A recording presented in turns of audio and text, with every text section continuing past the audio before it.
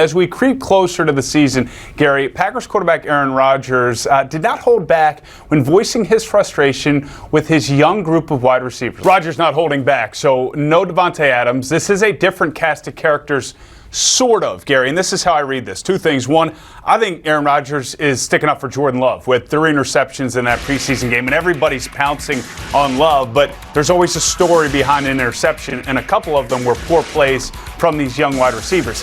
He may need these guys at some point this season. This is Rodgers, but as I see it, Allen Lazard, Randall Cobb, Robert Tonyan, and then his running backs, A.J. Dillon and Aaron Jones, are going to be his primary pass catchers, at least to start the year. The young guys, yes, he would love to see them make an impact, be valuable contributors, but I don't think their struggles or their slow starts going to really dictate production early for this Packers offense. I think that's right, but I think he's also frustrated. I mean, he did lose his primary weapon at receiver this offseason, Davante Adams, and then for the millionth year in a row, the Packers did not use their first-round picks on offensive weapons. They had 2 first-round picks. They spent them on defensive players, took receivers in the lower rounds, and now those receivers are running bad routes, wrong routes, not catching balls in practices and games. And he seems like, to me, a 38-year-old, 4-time MVP, back-to-back MVP, who is a little frustrated. He wants to win right now, and I'm certain, maybe I'm projecting a little bit here, but I would be frustrated if you trade away my best weapon and don't use a first-round pick to get me the best possible new receiver you could get me. I don't always agree with Aaron Rodgers, particularly when it comes to science. But on this category, I absolutely understand why he's popping off a little bit. Yeah, Coach Rodgers creating some urgency, and I'm sure it'll all work out. Chargers safety Derwin James has signed a massive 4-year extension that, Gary, will make him the highest paid safety in the league. This is another key piece for an LA team that has revamped this defense in the offseason. And look, I'll just say this out of the gate. Derwin James might be my favorite player in the NFL. He does so much beyond just being a safety. He orchestrates and quarterbacks this defense and now has Khalil Mack, J.C. Jackson on the outside, and Brandon Staley, who's the head coach, but the defensive mastermind behind what they're trying to do. You couple that with Justin Herbert on offense, and this is the type of move and money that helps build a potential Super Bowl team in LA next to the Rams. There's no question. Staley had just called him yesterday the heartbeat of the defense. Then they get the deal done today. On average, $19 million a year, like you said, highest paid safety in the history of the NFL.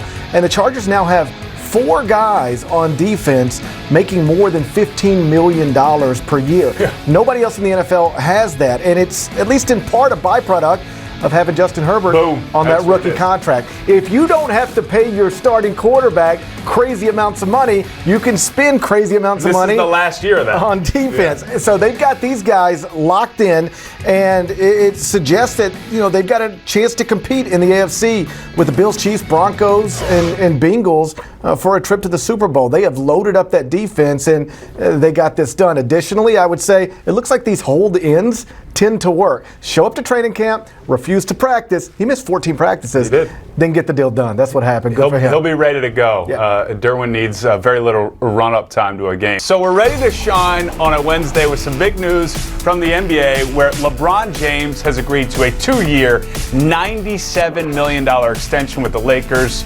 Initial reaction to this deal is what? Distraction averted. If LeBron would have declined the opportunity to sign an extension with the Lakers and entered this season as this being the last year on his deal, he would have constantly been asked about it. After basically every game, his teammates would have been asked about it, coaching staff, front office. So him agreeing to this 2-year extension obviously locks him up for the next couple of years and removes those questions from the equation. Should be noted, the deal could go up to a total of $111 million once the salary cap rises, which means his career earnings through this deal is going to be somewhere between $532 million, $546 million. Nobody has ever made more money playing basketball in this world than what LeBron James is about to make. Still feels like he could be underpaid.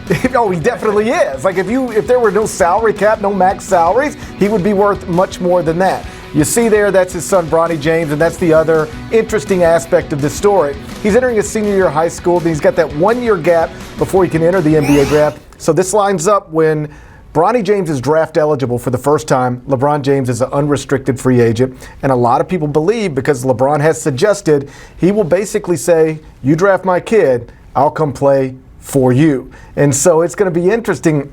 It's not crystal clear that Bronny James is a legitimate one-and-done NBA prospect. But if you know you can get LeBron James by drafting him, you probably do it. Yeah, that part's crystal clear. Teams are going to still want LeBron James in a few years. All right, I'm bringing out the panic meter here. Are we panic like red line, or are we just sort of creeping in the middle, or are you still cool as a cucumber? Hey, we're moving in the wrong direction. We're not all the way to red line, but definitely moving in the wrong direction. Back-to-back nights, they've had to take pitchers out because of injuries. On Monday night, it was Carlos Carrasco with left side tightness. Last night, Taijuan Walker with back spasms.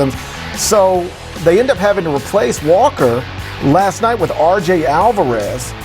This is a series against the Braves in August of a tight race. He hasn't pitched in the big league since 2015, 7 years ago. And you can probably guess how that went. Gave up 2 homers, 3 earned runs, only recorded 7 outs. It was just a rough night all the way around.